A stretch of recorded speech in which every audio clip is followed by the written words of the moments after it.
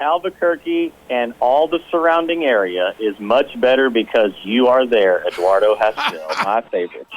How are you, my brother? Man, it's good. For all the listeners out there, I got to say, as I preface with his name, I'm the only guy in history who calls Eddie Haskell Eduardo Haskell. He's my man. We've been knowing each other for a long time, and I'm doing great, and I'm doing even better now talking to you. Thank you. Man, it is so good to hear your voice. It's been a minute. Yes, ditto, man. Well, life is good.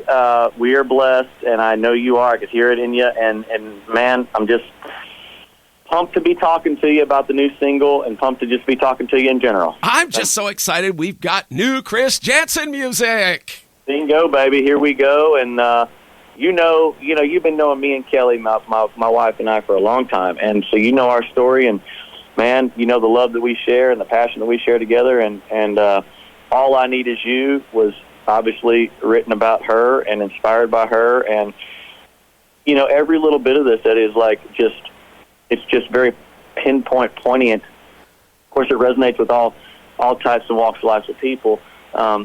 Because, you know, in the way that we wrote it with All I Need Is You, we never said he or she and specifically, so it could be for anybody in any relationship, which is great. But for me and mine, you know, all those little snippets about, like, the beach house down on 30A, that's where I wrote the song, so it's super authentic, Janson.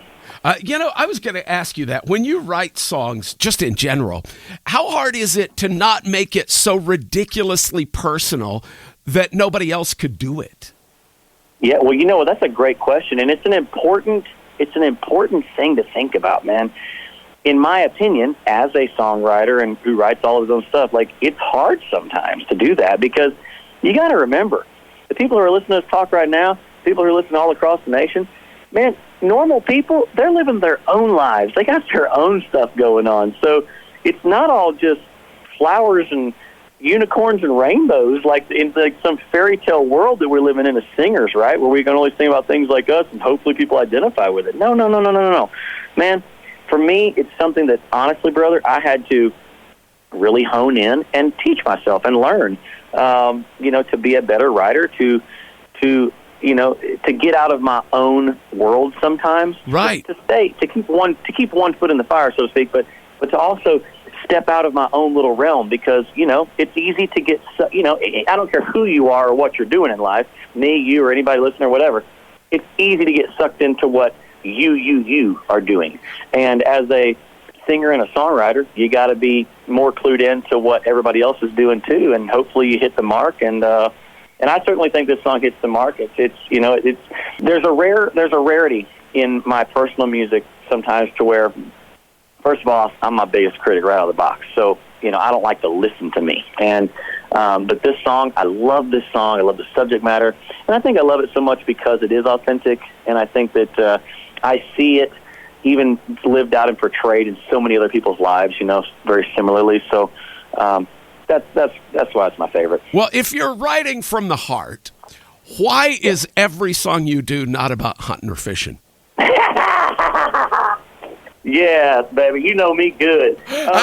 Well, in my heart, they kind of are. No, but I'm saying, man, I'll tell you why. Because not everybody hunts and fishes, number one. Right. Not everybody has the opportunity, nor the want, nor the privilege to do so. And I will tell you that having the success with the songs that I've had, and they've all been about different subject matters over the years and had some big success with them, has afforded me the luxury to live my outdoor lifestyle and to enjoy the things that I love outside of work, right? Yeah. And everybody, you know, I'm a Bass Pro man. I love to hunt and fish. Conservation is a big part of my livelihood and what I get into personally. But you know what? Without music being the catalyst to jumpstart me to getting to those opportunities, maybe would have never happened on the level that they happened. So absolutely. Well, congratulations. Great question. Congratulations on the Fisherman's Best Friend Award from Bass Pro Shops. That's amazing. Thank you, brother. You got that. You're a member of the Grand Ole Opry. All right, here's a question.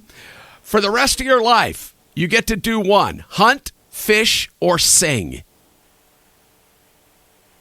Oh, boy. Well, you know the true answer would be all three. However, if I had to pick one, you can't do it. You can't do it. Yeah, I can. If I had to do one, and I mean seriously, if it was like life or death situation, I had to pick one of the three, I'd probably pick hunting, and here's why. Because I think as a human being, you can sustain the longest by living and eating, right? So I'd have to say probably that. Now, unfortunately, because I love to sing and I love my job, but, hey, jobs come and go, life changes. But I'm going to be doing all three as long as I quite possibly can until the day I die. I can assure you that. So excited. All right, we got a new song. It's called All I Need Is You. Fortunately, it is out today, and we can play it for you. A new album, is that coming soon? Yes, brother, and thank you, by the way. The new album's coming in May. This is the first lead-off single, of course, and my first for Big Machine Records, which I couldn't be more thrilled about. Great label home. And great people. Yes, they are, and thank you. And I'm just having a ball and just never felt better about making music ever in my whole career. So it's a very exciting time, and like I said, May should be the release of the full-length album. It's chock full of some rowdy country rock and roll music, some good, what you think about when you think me live. Man, there's a lot of it on the record, a lot of harmonica, a lot more harmonica on this album than I've ever put on one ever before. And that's by popular demand with people. They're like, man, you make these great records, but you don't ever put any harmonica really on them. And I'm like, you know what? That's a good point. I got to tell you, in the live show, that's the thing I walk away going, holy cow, that guy can play a harmonica. So I'm glad it's finding its way into your recorded music. You got to do it, man. And you know what? I appreciate that because I just never, for whatever reason, it just never lined up correctly, but it's lining up now, and I'm making a conscious effort to do so. So we're on the fast track. Chris Janson, I love you, brother. Give Kelly a hug for me. I'll do it. Love you too, man. Thanks for all the support, brother, and anything I can ever do for you, I'm here.